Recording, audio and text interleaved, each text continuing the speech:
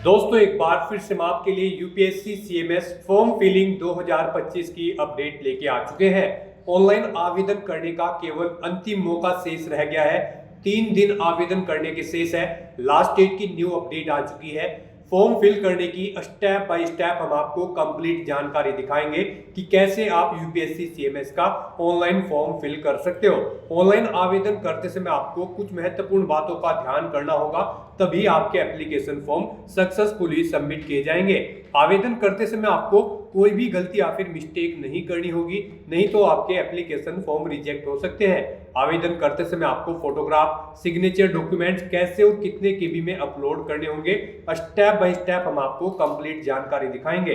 साथ ही साथ इस वीडियो में हम आपको ये भी जानकारी देंगे कि क्या यहाँ पर पोस्ट वाइज वैकेंसीज निकली है, क्या एलिजिबिलिटी क्राइटेरिया है, क्या exam pattern, syllabus, exam centre की लिस्ट क्या रहने वाली है, कैसे आप इस नोटिफिकेशन की पीडीएफ को डाउनलोड कर सकते हो और कैसे आप अप्लाई कर सकते हो। स्टेप बाय स्टेप पूरी जानकारी के लिए आपको ये वीडियो शुरू से लेके एंड तक बिना स्किप किए हुए देखनी होगी। इस वीडियो को पूरा देखने पर ही आपके सभी सवाल और डाउट क्लियर होंगे। तो चलिए दोस्तों, बिना कोई वक्त गंवाए शुरू करते हैं यूपीएससी सीएमएस फॉर्म फिलिंग 2025 की पूरी जानकारी। फॉर्म भरने से पहले सबसे पहले आपको हमारी वेबसाइट आईएनडी सरकारी नौकरी के इस पेज पर विजिट करना होगा, जिसका लिंक आपको नीचे description plus first comment box में मिल जाएगा। और हमारे इस पेज पर विजिट करके आप यहां से यूपीएससी सीएमएस का फॉर्म फिल कर सकते हो। यूनियन पब्लिक सर्विस कमीशन संघ लोक सेवा आयोग यूपीएससी की ओर से combined medical service CMS exam का नोटिफिकेशन रिलीज किया गया था। इसमें पोस्ट है medical officer, assistant divisional medical officer और जनरल ड्यूटी मेडिकल ऑफिसर की 705 टोटल वैकेंसीज निकली थी। मेडिकल ऑफिसर ग्रेड जो कि जनरल ड्यूटी मेडिकल ऑफिसर सब cadre of central health service के अंतर्गत है, उसके लिए 226 वैकेंसीज निकली थी। असिस्टेंट डिविजनल मेडिकल ऑफिसर जो कि रेलवे के अंतर्गत है, इसके लिए 450 वैकेंसीज निकली हुई है। जनरल ड्यूटी मेडिकल ऑफिसर जो कि न्यू दिल्ली म्युनिसिपल काउंसिल जो कि यहाँ पर इसके लिए 9 वैकेंसीज निकली है। और general duty medical officer grade second जो कि म्युनिसिपल कॉर्पोरेशन ऑफ दिल्ली के अंतर्गत है, इसके लिए 20 वैकेंसीज निकली है। तो सबसे ज्यादा रेलवे में 450 वैकेंसीज निकली है। आवेदन करने की यहाँ पर लास्ट डेट 11 मार्च है। केवल 3 दिन शेष रह गए हैं। आप जल्द से जल्द अपना फॉर्म फिल कर ले, कहीं मौका हाथ से छूट न जाए। 56,100 से 1,77,500 सैलरी है। एमबीबीएस या एफपीआर कैंडिडेट अप्लाई कर सकते हैं। 32 वर्ष मैक्सिमम आयु सीमा है। 100 रुपए फीस है। SC/ST फीमेल को कोई भी शुल्क जमा नहीं करना होगा। ऑनलाइन अप्लाई कर सकते हो, ऑल इंडिया से अप्लाई कर सकते हो। upsconline.gov.in पोर्टल से इसकी ऑफिशियल वेबसाइट है। ऑफिशियल नोटिफिकेशन पीडीएफ लिंक पर क्लिक करके आप इसकी पीडीएफ डाउनलोड कर सकते हो। इसमें आपको सबसे पहले हाउ टू अप्लाई का प्रोसीजर दिया गया है, कैसे आप वन टाइम रजिस्ट्रेशन करते हुए अपना फॉर्म फिल कर सकते हो। उसके बाद में स्क्रॉल डाउन करोगे तो यहाँ पर आपको एग्जाम सेंटर की लिस्ट दे दी गई है। साथ साथ यहाँ पर आपको वैकेंसी की जानकारी दी गई है और qualification, age limit, age relaxation की जानकारी, एग्जाम पैटर्न, सिलेबस और हाउ टू अप्लाई का पूरा प्रोसीजर भी आपको पीडीएफ में ही दे दिया गया है। तो अप्लाई ऑनलाइन करने से पहले आपको नोटिफिकेशन की पीडीएफ पूरा पढ़ना अनिवार्य है। इसको पूरा पढ़ने से आपके सभी सवाल और डाउट क्लियर होंगे। पीडीएफ रीड आउट करने के बाद में आपको अप्लाई ऑनलाइन लिंक पर क्लिक करना होगा, तो आपके सामने इसका ऑनलाइन का पोर्टल ओपन हो जाएगा। अगर आपने यहाँ पर पहले से रजिस्ट्रेशन कर रखा है तो आपको ईमेल आईडी, मोबाइल नंबर या फिर OTR आईडी एंटर करते हुए अपने डैशबोर्ड में से लॉगिन करके फॉर्म फिल कर लेना होगा।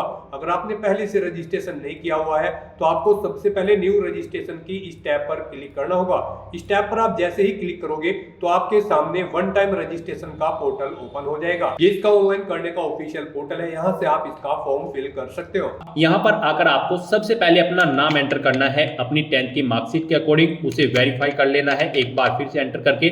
उसके बाद यहाँ पर आपसे पूछा गया है कि क्या आपने कभी अपना नाम चेंज किया है, अगर किया है तो यस करें और फिर अपना चेंज नेम यहाँ पर दें, और अगर नहीं किया है तो यहाँ पर आप नो ऑप्शन सेलेक्ट कर लें। उसके बाद आप यहाँ पर अपना जेंडर सेलेक्ट करें, उसे वेरीफाई करें, अपनी डेट ऑफ बर्थ यहाँ पर आप सिलेक्ट करें। उसके बाद वही डेट ऑफ बर्थ एक बार फिर से यहाँ पर सिलेक्ट करके उसे वेरीफाई कर ले। फिर यहाँ पर आप अपने फादर का नाम एंटर करें और उसके बाद यहाँ पर आपको अपने फादर का नाम भी वेरीफाई कर लेना है एक बार फिर से एंटर करके। उसके बाद यहाँ पर आपको अपनी मदर का नाम एंटर करना है, उसे भी वेरीफाई कर लेना है।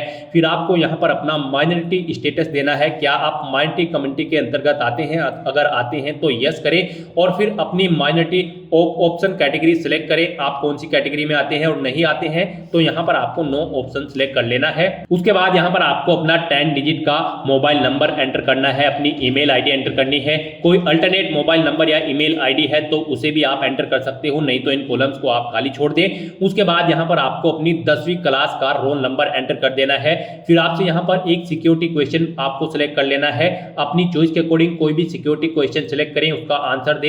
एक और क्वेश्चन आप सिलेक्ट करें यहाँ पर सिक्योरिटी क्वेश्चन 2 सेक्शन में, और उसका भी आंसर आप प्रोवाइड करा दें। उसके बाद यहाँ पर आप ये कैप्चा कोड एंटर करें और फिर सबमिट बटन पर क्लिक कर दें।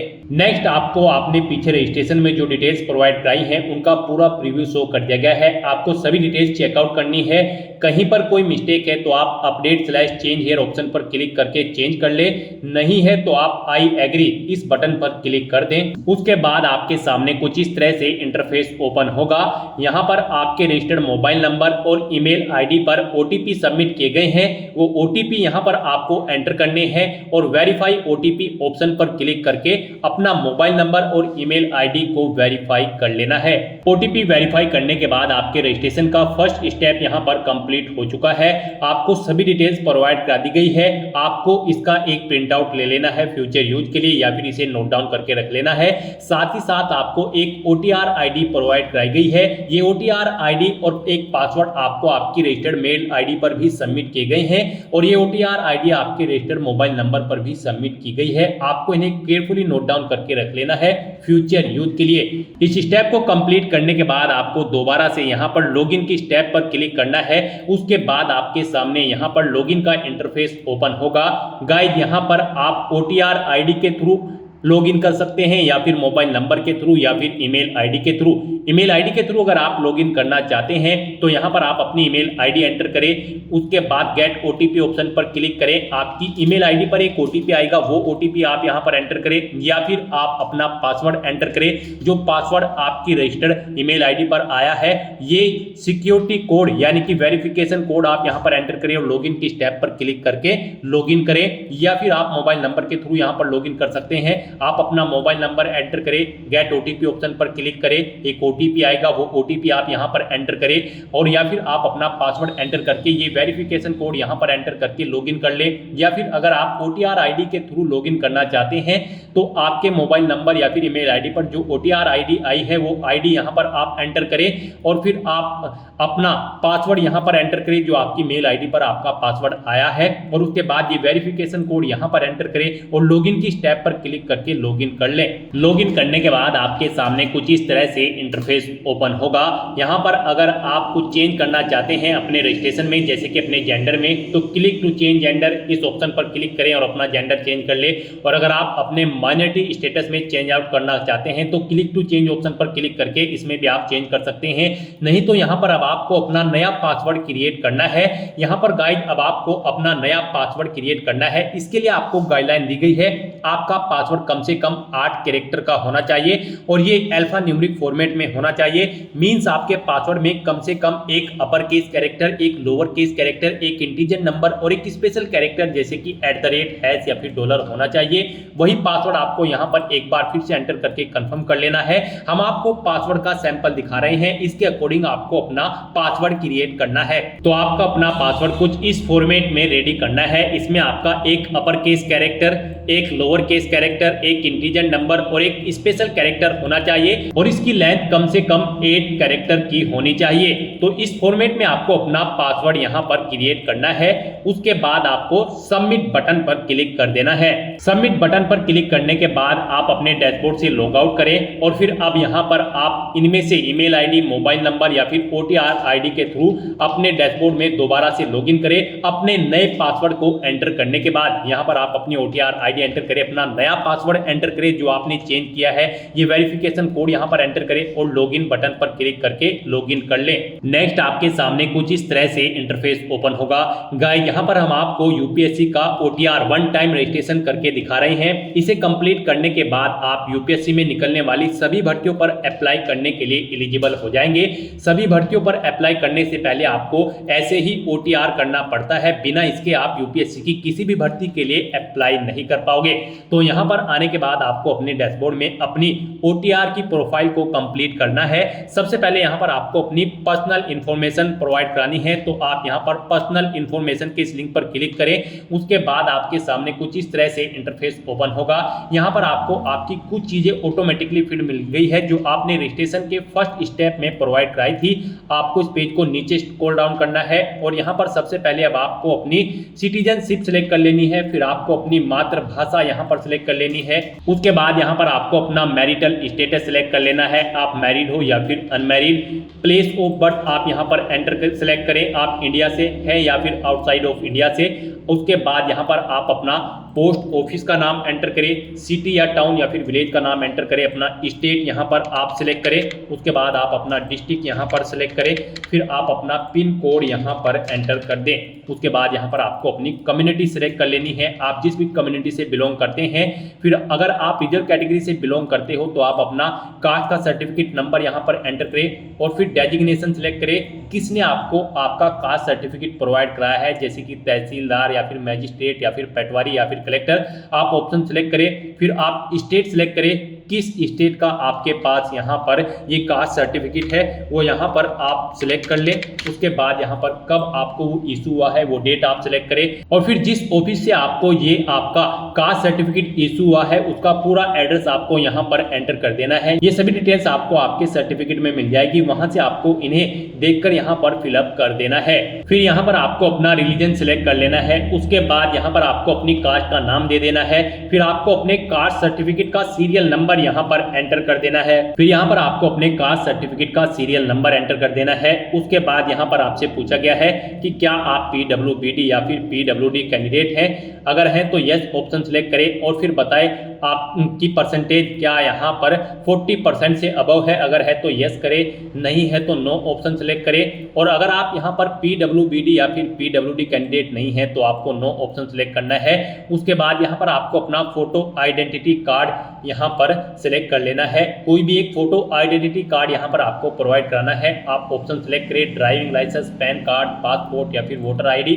उसके बाद उसका नंबर आप यहाँ पर एंटर कर दें। फिर यहाँ पर आपसे पूछा गया कि क्या आप PH या फिर PWBD कैंडिडेट हैं और यहाँ पर आप UPSC के पहले के किसी एग्जाम में पार्टिसिपेट कर चुके हैं, अगर कर चुके हैं तो यस करें और फिर उसकी डिटेल दें, उस जैसे कि एग्जाम का नेम, उसका ईयर और अपना रोल नंबर आप यहाँ पर प्रोवाइड कराएं। और अगर आपने UPSC के किसी भी एग्जाम में अब से पहले पार्टिसिपेट नहीं किया है तो यहाँ पर आपको नो ऑप्शन सिलेक्ट करना है। उसके बाद यहाँ पर आपसे पूछा गया है कि क्या आप अपनी पर्सनल इंफॉर्मेशन को यहाँ पर अवेलेबल कराना चाहते हैं, तो यहाँ पर आपको यस ऑप्शन सिलेक्ट कर लेना है।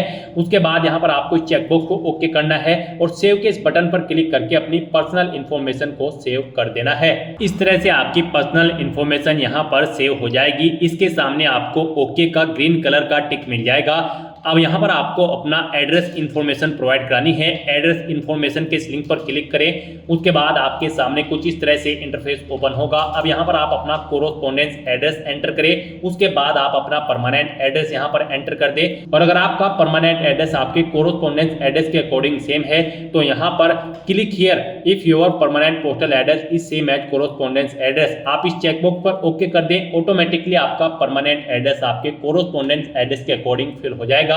उसके बाद आप सेव के इस बटन पर क्लिक करके अपनी एड्रेस की इंफॉर्मेशन को आप सेव कर दें। एड्रेस की इंफॉर्मेशन प्रोवाइड कराने के बाद आपको अपना फोटो और सिग्नेचर अपलोड करने हैं, तो आप फोटो एंड साइन अपलोड इस लिंक पर क्लिक करें। आपके सामने कुछ इस तरह से इंटरफेस शो होगा। यहाँ पर आपको दी गई गाइडलाइंस के अकॉर्डिंग अपना फोटो और सिग्नेचर अपलोड करने हैं। गाइस यहाँ पर आपका फोटोग्राफ JPG फॉर्मेट में होना चाहिए और आपका फोटो का डायमेंशन 550 पिक्सल से 1000 पिक्सल के बीच में होना चाहिए और आपका फोटो यहाँ पर कुछ इस तरह से होना चाहिए। उसके नीचे यहाँ पर आपको अपना नाम एंटर करना है और फिर किस डेट को यहाँ पर क्रिएट हुआ है वो डेट आपको यहाँ पर एंटर कर देनी है। यहाँ पर आपके फोटो का बैकग्राउंड व्हाइट कलर में होना चाहिए और ये 10 दिन से ओल्ड नहीं होना चाहिए। मींस जिस दिन आप फॉर्म भर रहे हैं उससे 10 दिन से ज्यादा पुराना फोटो आपका नहीं होना चाहिए। तो यहाँ पर आपको चूज फाइल बटन पर क्लिक करना है, फाइल को सिलेक्ट कर लेना है और अपना फोटो यहाँ पर आपको अपलोड कर देना है। अपना फोटो सिलेक्ट करने के बाद आपको चेकबॉक्स को ओके करना है और फिर आपको सेव बटन बटन पर क्लिक कर देना है। और अगर आपका फोटो यहाँ पर बड़ा या छोटा है, आप उसे रिसाइज करना चाहते हैं, तो यहाँ पर आप क्लिक हियर के इस लिंक पर क्लिक करें। यहाँ पर आपको पूरी गाइडलाइन दी गई है कैसे आप अपना फोटो यहाँ पर रिसाइज कर सकते हैं। यहाँ पर आपको अपने कंप्यूटर में MS पेंट ओपन कर लेना है, उसमें अपना फोटो इंपोर्ट कर लेना है और इन इंस्ट्रक्शंस को फॉलो करते हुए आपको अपना फोटो यहाँ पर रिसाइज कर लेना है। आप अपना फोटो इन इंस्ट्रक्शंस को फॉलो करते हुए रिसाइज कर सकते हैं, उसे बड़ा या छोटा आप कर सकते हैं। अपना फोटो इस तरह से अपलोड करने के बाद अब आपको सिग्नेचर की स्टेप पर क्लिक करना है और अपने सिग्नेचर भी आपको यहाँ पर गाइडलाइन के अकॉर्डिंग ही अपलोड करने हैं। आपके सिग्नेचर भी JPG फॉर्मेट में होने चाहिए। डायमेंशन इनकी 350 पिक्सल से 550 पिक्सल के बीच में होनी चाहिए और इनका साइज 20 से 300 KB के बीच में होना चाहिए। तो यहाँ पर अब आपको अपने सिग्नेचर अपलोड करने हैं। इसके लिए भी आपको चूज फाइल बटन पर क्लिक करना है, फाइल को सिलेक्ट कर लेना है और अपने सिग्नेचर्स को यहाँ पर आपको अपलोड कर देना है। सिग्नेचर की फाइल सिलेक्ट करने के बाद आपको इस चेकबॉक्स को ओके करना है और सेव के इस बटन पर क्लिक करके अपने सिग्नेचर को भी अपलोड कर देना है।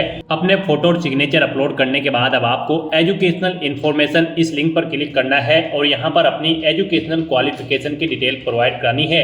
यहाँ पर सबसे पहले आपको अपनी 10वीं क्लास की डिटेल प्रोवाइड करानी है। यहाँ पर आप अपनी क्लास या डिवीजन बताएं या फिर ग्रेड जो भी आपने 10वीं क्लास में ऑब्टेन की है। जैसे कि अगर आपने फर्स्ट डिवीजन ऑब्टेन की है तो यहाँ पर फर्स्ट एंटर करें। उसके बाद आपने कितने परसेंट मार्क्स ऑब्टेन किए हैं वो यहाँ पर आप एंटर करें।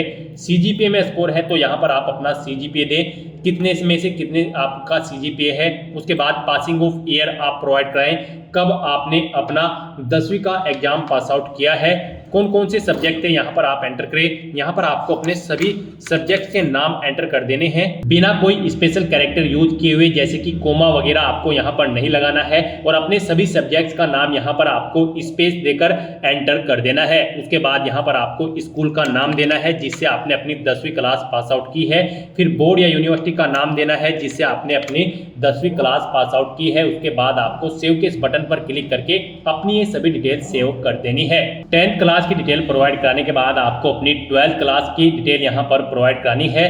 तो यहाँ पर आप अपनी 12th आपने अगर कंप्लीट कर ली है तो कंप्लीटेड ऑप्शन सेलेक्ट करें और फिर उसकी डिटेल दें। और अगर आप यहाँ पर अपीयर्ड है तो यहाँ पर आप अपीयरिंग ऑप्शन सेलेक्ट करें। उसके बाद यहाँ पर कोई डिटेल आपको प्रोवाइड नहीं करानी है। तो यहाँ पर अगर आप अपनी 12th कंप्लीट कर चुके हैं तो आपको कंप्लीटेड ऑप्शन सेलेक्ट करना है और अपनी 12th की डिटेल को यहाँ पर प्रोवाइड कराना है। यहाँ पर भी आपको सबसे पहले क्लास या डिवीजन बतानी है जो आपने 12th क्लास में ऑब्टेन की है, कितने परसेंट मार्क्स आपने ऑब्टेन किए हैं वो भी आपको एंटर करना है।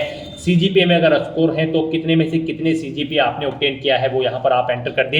ईयर ऑफ पासिंग यहाँ पर आप देख कब आपने पास आउट की है अपनी 12वीं क्लास। फिर यहाँ पर आपको अपने सब्जेक्ट के नेम एंटर करने हैं बिना कोई स्पेशल कैरेक्टर यूज किए हुए, यानी कि कोमा वगैरह आपको यहाँ पर नहीं यूज करना है। बस आपको अपने सभी सब्जेक्ट के नाम यहाँ पर एंटर कर देने हैं। उसके बाद यहाँ पर आपको अपने स्कूल या कॉलेज का नाम देना है जिससे आपने अपनी 12वीं क्लास पास आउट की है, बोर्ड का नाम देना है जिससे आपने अपनी 12वीं क्लास पास आउट की है और सेव के इस बटन पर क्लिक करके आपको अपनी डिटेल सेव कर देनी है। अपनी 12th क्लास की डिटेल सेव करने के बाद अगर आपने ग्रेजुएशन या फिर पोस्ट ग्रेजुएशन कर रखी है तो आप उसकी डिटेल भी प्रोवाइड करा सकते हैं। यहाँ पर ये UPSC का OTR है, वन टाइम रजिस्ट्रेशन। तो यहाँ पर आपकी जितनी भी मैक्सिमम क्वालिफिकेशन है वो यहाँ पर आप एंटर कर दें, क्योंकि इस भर्ती के बाद आगे भी अगर UPSC की कोई भर्ती निकलती है और उसमें कोई और क्वालिफिकेशन रिक्वायर्ड है तो फिर आपको उसकी जरूरत नहीं पड़ेगी एंटर करने की। तो यहाँ पर आपकी जो भी मैक्सिमम क्वालिफिकेशन है आप उसकी डिटेल प्रोवाइड कराएं, क्योंकि यहाँ पर OTR आपका एक बार होता है UPSC का। तो आपको यहाँ पर अपनी सभी क्वालिफिकेशन की डिटेल प्रोवाइड करा देनी है। जैसे कि अगर आपने ग्रेजुएशन कंप्लीट कर ली है तो आप कंप्लीटेड ऑप्शन सेलेक्ट करें या फिर अपीयर्ड हो तो अपीयर ऑप्शन सेलेक्ट करें। अगर आपने यहाँ पर अपनी ग्रेजुएशन कंप्लीट कर ली है तो उसकी डिटेल भी आपको सेम ऐसे ही प्रोवाइड करानी है। यहाँ पर आपको सबसे पहले बताना है आपने अपनी ग्रेजुएशन किस फील्ड में की है, यानी कि स्ट्रीम में की है, मेडिकल, इंजीनियरिंग या फिर साइंस में। आप ऑप्शन सेलेक्ट करें। अपनी ग्रेजुएशन की स्ट्रीम सेलेक्ट करने के बाद यहाँ पर आपको अपनी डिग्री सेलेक्ट करनी है, आपने किस में अपनी डिग्री यहाँ पर कंप्लीट की है। उसके बाद यहाँ पर आपको अपनी डिग्री की डिवीजन बतानी है या फिर क्लास बतानी है। आपने फर्स्ट क्लास में ऑब्टेन की है या फिर सेकंड में या फिर थर्ड में, कितने परसेंट मार्क्स आपने ऑब्टेन किए हैं वो एंटर करें। CGPA में अगर स्कोर है तो वो आप एंटर कर दे। कब आपने पास आउट की है वो यहाँ पर आप एंटर करें। फिर सब्जेक्ट कौन कौन से थे वो यहाँ पर आप एंटर कर दे बिना कोई स्पेशल कैरेक्टर यूज किए हुए। उसके बाद यहाँ पर आपसे पूछा गया है आपके स्कूल का नाम, किससे आपने अपनी डिग्री कंप्लीट की है। फिर बोर्ड या यूनिवर्सिटी का नाम यहाँ पर आप सिलेक्ट करें। उसके बाद यहाँ पर आपको अपने ग्रेजुएशन सर्टिफिकेट का नंबर एंटर कर देना है। उसके बाद कब आपको वो इशू हुआ है आपका सर्टिफिकेट, वो डेट आपको सिलेक्ट कर लेनी है। आपको डेजिग्नेशन बतानी है इशूइंग अथॉरिटी की जिसने आपको ये सर्टिफिकेट इशू किया है। उसके बाद आपको फुल एड्रेस यहाँ पर उस अथॉरिटी का एंटर कर देना है। फिर यहाँ पर आपको पूछा गया है कि क्या आपने बेसिक एजुकेशनल क्वालिफिकेशन या फिर हायर क्वालिफिकेशन ऑब्टेन की है फॉरेन इंस्टीट्यूट से। अगर की है तो यस करें और फिर उसकी डिटेल दे, नहीं की है तो आप नो ऑप्शन सेलेक्ट कर लें। उसके बाद यहाँ पर आपको सेव के इस बटन पर क्लिक करके अपनी डिटेल्स को सेव कर देना है। इस तरह से अपनी ग्रेजुएशन की डिटेल सेव करने के बाद अगर आपने पोस्ट ग्रेजुएशन कर रखी है तो आप पोस्ट ग्रेजुएशन की टैब पर क्लिक करें और सेम ऐसे ही अपनी पोस्ट ग्रेजुएशन की डिटेल प्रोवाइड करा दें। तो यहाँ पर आपने जो भी मैक्सिमम क्वालिफिकेशन कर रखी है तो उसकी डिटेल आप प्रोवाइड करा दें और उन्हें सेव करने के बाद आपको फिर डॉक्यूमेंट्स अपलोड इस लिंक पर क्लिक करना है। नेक्स्ट यहाँ पर आपको अपने कुछ डॉक्यूमेंट्स अपलोड करने हैं। यहाँ पर आपको अपनी 10वीं की मार्कशीट और यहाँ पर 12वीं की मार्कशीट और फोटो आईडी प्रूफ आपको अपलोड करना है। और अगर आप यहाँ पर SC ST OBC कैंडिडेट हैं तो यहाँ पर आपको अपना कास्ट सर्टिफिकेट भी अपलोड करना है। फिर यहाँ पर अगर आप एज में रिलेक्शन चाहते हैं तो अपने एज रिलेक्शन का क्लेम सर्टिफिकेट अपलोड कर दें। हिल एरिया से अगर आप बिलोंग करते हो तो हिलिंग सर्टिफिकेट आपको अपलोड करना होगा। अगर आप अरुणाचल प्रदेश, मणिपुर, मेघालय, मिजोरम या फिर नागालैंड या फिर सिक्किम से हैं। और अगर आपने पोस्ट ग्रेजुएशन से ऊपर भी यहाँ पर कोई हायर क्वालिफिकेशन कर रखी है तो उसके डॉक्यूमेंट सर्टिफिकेट आपको अपलोड करने हैं। अचीवमेंट अगर आपके पास है किसी फील्ड में या फिर अवार्ड आपने जीता है तो उसके डॉक्यूमेंट भी आप अपलोड कर सकते हैं। यहाँ पर जिनके ऊपर रेड कलर का स्टार बना हुआ है वो डॉक्यूमेंट आपको यहाँ पर जरूर अपलोड करने हैं। आपका डॉक्यूमेंट्स यहाँ पर PDF फॉर्मेट में होने चाहिए और उनका मैक्सिमम साइज 1 MB रखा गया है। आपको चूज फाइल बटन पर क्लिक करना है, फाइल को सिलेक्ट कर लेना है और 1 बाय 1 करके अपने इन सभी डॉक्यूमेंट्स को आपको अपलोड कर देना है। अपने इन सभी डॉक्यूमेंट्स को सक्सेसफुली अपलोड करने के बाद आपको पेरेंटल इंफॉर्मेशन इस लिंक पर क्लिक कर देना है। उसके बाद आपके सामने कुछ इस तरह से इंटरफेस ओपन होगा। अब यहाँ पर आपको अपने गार्जियंस, अपने फादर और मदर की इंफॉर्मेशन प्रोवाइड करनी है। सबसे पहले आपको अपनी फादर की इंफॉर्मेशन प्रोवाइड करानी है। उनकी नेशनलिटी आप सिलेक्ट करें, फिर उनका प्रोफेशन आप यहाँ पर सिलेक्ट कर लें। उसके बाद यहाँ पर आपको उनका एड्रेस एंटर करना है। आप उनका एड्रेस एंटर कर दें या फिर अगर उनका एड्रेस आपके एड्रेस के अकॉर्डिंग सेम है तो यहाँ पर आप कोरोस्पोंडेंस एड्रेस या फिर परमानेंट एड्रेस आपके जिस भी एड्रेस से सेम है यहाँ पर आप उस लिंक पर क्लिक कर दें। ऑटोमेटिकली उनका एड्रेस भी आपके एड्रेस के अकॉर्डिंग फिल हो जाएगा। और अगर आपके फादर यहाँ पर सर्विस में हैं या फिर रिटायर्ड हो चुके हैं तो उनकी पोस्ट का नाम यहाँ पर आपको एंटर करना है। उनकी एनुअल इनकम यहाँ पर आपको एंटर करनी है।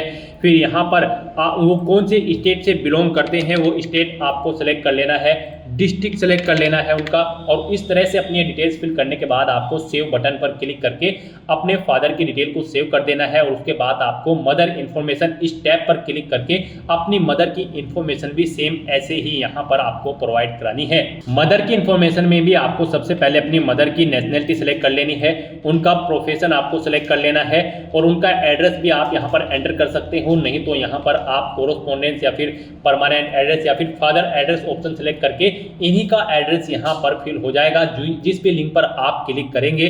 उसके बाद अगर वो यहाँ पर कार्यरत है यानी कि सर्विस करती हैं या फिर रिटायर्ड हो चुकी है तो उनकी पोस्ट का नाम यहाँ पर आप एंटर कर दें। उनकी एनुअल इनकम कितनी है वो यहाँ पर आप एंटर कर दें। नहीं है तो आप नोट एप्लीकेबल यहाँ पर एंटर कर सकते हैं। और अगर एनुअल इनकम नहीं है तो यहाँ पर आप 0 एंटर कर सकते हैं। उसके बाद आपकी माता किस स्टेट से बिलोंग करती है यहाँ पर आप उस स्टेट का नाम सेलेक्ट करें। उसके बाद डिस्ट्रिक्ट सेलेक्ट करें और फिर उनकी ये डिटेल सेव के इस बटन पर क्लिक करके सेव कर दें। नेक्स्ट यहाँ पर आपको अपनी एम्प्लॉयमेंट इन्फॉर्मेशन प्रोवाइड करानी है। आपको एम्प्लॉयमेंट इन्फॉर्मेशन के इस लिंक पर क्लिक करना है। उसके बाद आपके सामने कुछ इस तरह से इंटरफेस ओपन होगा। यहाँ पर आपसे पूछा गया है आप सेंट्रल गवर्नमेंट के एम्प्लॉय हैं या फिर स्टेट गवर्नमेंट में आपने सर्विस की है या फिर PSU में या फिर किसी प्राइवेट सेक्टर में या फिर किसी अदर में आप ऑप्शन सेलेक्ट करें और फिर उसकी डिटेल दें। और अगर आप एम्प्लॉय नहीं है आपको यहाँ पर नॉट एम्प्लॉयड ऑप्शन सेलेक्ट करना है और फिर आपको यहाँ पर नो ऑप्शन सेलेक्ट करने हैं और सेव बटन पर क्लिक कर देना है। इस तरह से आपकी एम्प्लॉयमेंट इन्फॉर्मेशन यहाँ पर सेव हो जाएगी। उसके बाद आपको यूपीएससी एग्जामिनेशन इन्फॉर्मेशन इस लिंक पर क्लिक करना है। उसके बाद आपके सामने कुछ इस तरह से इंटरफेस ओपन होगा। यहाँ पर आपसे पूछा गया है कि क्या आपको यूपीएससी ने कभी एग्जाम में बैठने से रोका है। अगर रोका है तो यस करें और फिर उसकी डिटेल दे। नहीं रोका है तो यहाँ पर आप नो ऑप्शन सेलेक्ट कर ले। फिर आपसे पूछा गया है कि क्या आप यूपीएससी के प्रीवियस ईयर के एग्जामिनेशन में भी पार्टिसिपेट किए हैं। अगर किए हैं तो यस करें और फिर उसकी डिटेल दे। नहीं किए हैं तो आप नो ऑप्शन सेलेक्ट कर ले। और फिर आपसे पूछा गया है कि लास्ट के कुछ ईयर में आपने सिविल सर्विस एग्जामिनेशन में पार्टिसिपेट किया है और आपको सर्विस या फिर पोस्ट ऑफर्ड हुई है। अगर हुई है तो यस करें और उसकी डिटेल दे। नहीं हुई है तो आपको नो ऑप्शन सेलेक्ट कर लेना है। इस तरह से अपनी डिटेल्स फिल करने के बाद अब आपको सेव के इस बटन पर क्लिक करना है। अपनी इस डिटेल को सेव कर देना है और फिर आपको achievement, prizes, medals and other इस लिंक पर क्लिक कर देना है और यहाँ पर अपने अचीवमेंट्स की डिटेल आपको प्रोवाइड करानी है। यहाँ पर अगर आपने यूनिवर्सिटी या फिर स्टेट या फिर नेशनल लेवल पर किसी गेम में पार्टिसिपेट किया है और आपको कोई प्राइज या फिर मेडल या फिर स्कॉलरशिप मिली है तो यहाँ पर आप उसकी डिटेल दे सकते हैं। स्पोर्ट में अगर आपके पास एनसीसी या फिर अदर है तो आप यहाँ पर उसकी डिटेल दें। और अगर आपने किसी कोई पोजीशन डिस्ट्रिक्शन लीडरशिप हासिल की है स्कूल या कॉलेज में, उसकी डिटेल प्रोवाइड करा दें। कोई अदर एक्स्ट्रा करिकुलम एक्टिविटीज आपने की है तो उसकी डिटेल प्रोवाइड करा सकते हैं। तो इस तरह से यहाँ पर आपको अपने इन अचीवमेंट्स की, प्राइजेस की, मेडल्स की डिटेल यहाँ पर प्रोवाइड करानी है। अगर आपने अचीवमेंट्स यहाँ पर ऑब्टेन किए हैं, नहीं किए हैं तो आप इनको खाली छोड़ सकते हैं। फिर यहाँ पर आपसे पूछा गया है कि क्या आपके पास यहाँ पर 5 एकड़्स एग्रीकल्चर लैंड है और यहाँ पर आपका रेजिडेंशियल फ्लैट 1000 स्क्वायर मीटर से ज्यादा है या फिर रेजिडेंशियल प्लॉट आपका 100 स्क्वायर यार्ड से अबव है या फिर आपका रेजिडेंशियल प्लॉट यहाँ पर 200 स्क्वायर यार्ड या फिर उससे अबव है। अगर इनमें से कोई भी ऑप्शन है तो आप यस ऑप्शन सेलेक्ट करें, नहीं तो नो ऑप्शन सेलेक्ट करें। फिर यहाँ पर आपको अपनी लैंग्वेजेस की डिटेल प्रोवाइड करानी है। कौन कौन सी लैंग्वेज आप जानते हैं, जैसे कि हिंदी, और उसे आप रीड, राइट, स्पीक और जो भी जानते हैं यहाँ पर आप ऑप्शन सेलेक्ट करें और फिर एग्जामिनेशन आपने कौन सा पास आउट किया है वो एग्जामिनेशन आप यहाँ पर एंटर कर दें। इस तरह से यहाँ पर आपको अपनी लैंग्वेज की डिटेल प्रोवाइड करानी है। अगर आप एक से ज्यादा लैंग्वेज जानते हैं तो यहाँ पर ऐड के इस बटन पर क्लिक करें। फिर यहाँ पर आप अपनी दूसरी लैंग्वेज सेलेक्ट करें और उसकी डिटेल दें। इस तरह से अपनी लैंग्वेजेस की डिटेल आपको यहाँ पर प्रोवाइड करानी है और फिर आपको सेव के इस बटन पर क्लिक करके अपनी ये डिटेल सेव कर देनी है। इस तरह से आपके वन टाइम रजिस्ट्रेशन की प्रोफाइल आपकी कंप्लीट हो जाएगी। यहाँ पर इन सभी ऑप्शन के सामने आपको ग्रीन कलर का ओके का टिक मिल जाएगा। तो यहाँ पर आपकी ओटीआर की प्रोफाइल कंप्लीट हो चुकी है। गाइस, यहाँ पर ओटीआर कंप्लीट करने के बाद आपको यूपीएससी की भर्तियों के लिए अप्लाई करना है। उसके लिए आपको लेटेस्ट नोटिफिकेशन की स्टेप पर क्लिक करना है। नेक्स्ट आपके सामने कुछ इस तरह से इंटरफेस ओपन होगा। यहाँ पर आपको यूपीएससी की जितनी भी भर्तियां चल रही हैं उनकी लिस्ट मिल जाएगी। आपको पेज को नीचे स्क्रॉल करना है और यहाँ पर आपको कंबाइंड मेडिकल सर्विस एग्जामिनेशन 2025 इसके सामने यहाँ पर आपको, अगर आप अपनी ओटीआर में अपडेट करना चाहते हैं वन टाइम रजिस्ट्रेशन में, तो आप अपडेट या फिर एडिट कर सकते हैं। नहीं तो यहाँ पर आपको क्लिक हियर फॉर पार्ट 1 भाग 1 के लिए यहाँ क्लिक करें। आपको इस लिंक पर क्लिक कर देना है। उसके बाद आपके सामने यहाँ पर कुछ जनरल इंस्ट्रक्शंस ओपन होंगे, इन्हें आपको रीड करना है। पेज को नीचे स्क्रॉल करना है और फिर आपको यहाँ पर यस के इस ऑप्शन पर क्लिक कर देना है, ओके करना है। उसके बाद यहाँ पर आपको दिखा दिया गया है कि आपका जो ओटीआर है पार्ट 1 का रजिस्ट्रेशन उससे यहाँ पर ऑटोमेटिकली फैच कर लिया गया है। यहाँ पर आप इस चेकबॉक्स को ओके करें और फिर यहाँ पर आई एग्री इस ऑप्शन पर क्लिक करें। इस तरह से यहाँ पर आपका पार्ट 1 कंप्लीट हो चुका है। फिर यहाँ पर आपको कंबाइंड मेडिकल सर्विस एग्जामिनेशन 2025 के इसी सेक्शन में आकर भाग 2 के लिए यहाँ क्लिक करें। इस लिंक पर क्लिक कर देना है। उसके बाद आपके सामने कुछ इस तरह से इंटरफेस ओपन होगा। अब आप इस पेज को नीचे स्क्रॉल डाउन करें और फिर यहाँ पर आपको बस अपनी एजुकेशनल क्वालिफिकेशन सिलेक्ट करनी है। यहाँ पर यूपीएससी सीएमएस 2025 एग्जाम में पार्टिसिपेट करने के लिए आपके पास एमबीबीएस की डिग्री होनी चाहिए या फिर आप अगर एमबीबीएस के कोर्स में फाइनल ईयर में अपीयर्ड हैं तो भी आप अप्लाई कर सकते हो। यहाँ पर आप ऑप्शन सेलेक्ट करें, आपने पास आउट कर चुकी है या फिर आप अपीयर्ड हो, ऑप्शन आप सेलेक्ट करें। उसके बाद यहाँ पर आप कंटिन्यू / आगे बढ़े इस ऑप्शन पर क्लिक कर दें। नेक्स्ट यहाँ पर आपसे पूछा गया है क्या आप एज में रिलैक्सेशन चाहते हैं। अगर चाहते हैं तो यस ऑप्शन सेलेक्ट करें और फिर यहाँ पर आप अपना श्रेणी कोड का चयन करें। आप क्लिक के इस बटन पर क्लिक करें और अपना श्रेणी कोड यहाँ पर आप आप सिलेक्ट कर लें। और अगर आप आयु में छूट नहीं चाहते हैं तो यहाँ पर आपको नो ऑप्शन सिलेक्ट करना है। आप अपने अपलोडेड डॉक्यूमेंट व्यू करना चाहते हैं तो व्यू डॉक्यूमेंट अपलोडेड इस लिंक पर क्लिक करके उन्हें व्यू कर सकते हो। नहीं तो यहाँ पर अब आपको कंटिन्यू / आगे बढ़े इस ऑप्शन पर क्लिक कर देना है। उसके बाद आपके सामने कुछ इस तरह से इंटरफेस ओपन होगा। फिर यहाँ पर आपका जो फोटो पहचान पत्र है वो यहाँ पर आपको ऑटोमेटिकली सिलेक्ट मिल जाएगा। ये आपकी OTR से फैच कर लिए गए हैं। अब यहाँ पर बस आपको कंटिन्यू / आगे बढ़े इस ऑप्शन पर क्लिक करना है। उसके बाद यहाँ पर आपको आपके एप्लीकेशन फॉर्म का पूरा प्रीव्यू शो कर दिया गया है। आप इस पेज को नीचे स्क्रॉल डाउन करें। यहाँ पर अगर आप कोई एडिट करना चाहते हैं अपने एप्लीकेशन फॉर्म में तो आप अपडेट / सुधार इस ऑप्शन पर क्लिक करके एडिट कर ले। नहीं तो यहाँ पर अब आपको इस कैप्चा कोड को यहाँ पर एंटर करना है और फिर आपको आई एग्री मैं सहमत हूँ इस ऑप्शन पर क्लिक कर देना है। नेक्स्ट आपके सामने कुछ इस तरह से इंटरफेस ओपन होगा। यहाँ पर आपका भाग सेकंड भी कंप्लीट हो चुका है। आप प्रिंट स्लिप ऑप्शन पर क्लिक करके अपने फॉर्म का एक हार्ड कॉपी प्रिंट आउट ले लें और उसके बाद आप click here for DAF of CMS part 3 इस ऑप्शन पर क्लिक कर दें। नेक्स्ट आपके सामने कुछ इस तरह से इंटरफेस ओपन होगा। अब यहाँ पर आपसे पूछा गया है क्या आपके फादर की मृत्यु हो चुकी है या फिर वो जिंदा है। अगर जिंदा है तो आप अलाइव ऑप्शन सेलेक्ट करें, मृत्यु हो चुकी है तो आप डिसीज ऑप्शन सेलेक्ट कर लें। ऐसे ही आपको अपनी मदर की डिटेल देनी है। फिर यहाँ पर आप अगर PWBD या फिर PWD कैंडिडेट हैं तो आपको ऑप्शन ऑटोमेटिकली सिलेक्ट मिल जाएगा येस या नो, जो आपने OTR में यहाँ पर फिल किया होगा। उसके बाद यहाँ पर आपसे पूछा गया है कि क्या आपकी क्वालिफिकेशन है, जो यहाँ पर रिक्वायर्ड क्वालिफिकेशन है वाइड रूल 6 के अकॉर्डिंग। अगर आप एग्री करते हैं तो यस ऑप्शन सेलेक्ट करें, नहीं तो नो ऑप्शन सेलेक्ट करें। फिर आपसे पूछा गया है कि क्या आपने MBBS परीक्षा का रिटन टेस्ट और प्रैक्टिकल यहाँ पर कंप्लीट कर लिया है। अगर आप फाइनल ईयर में अपियर्ड हैं, अगर कर लिया है तो आप यस ऑप्शन सेलेक्ट करें और फिर यहाँ पर प्रैक्टिकल और जो एग्जाम है वो आपने किस डेट को कंप्लीट किया है वो डेट, मंथ और ईयर सेलेक्ट करें। और अगर आपने पास आउट नहीं किया है तो यहाँ पर आपको नो ऑप्शन सेलेक्ट करना है। फिर यहाँ पर आपसे पूछा गया है कि क्या आपने अपनी इंटर्नशिप भी कंप्लीट कर ली है। अगर कर ली है तो यस ऑप्शन सेलेक्ट करें। कब आपने कंप्लीट की है वो डेट आप सेलेक्ट करें, डे, मंथ, ईयर।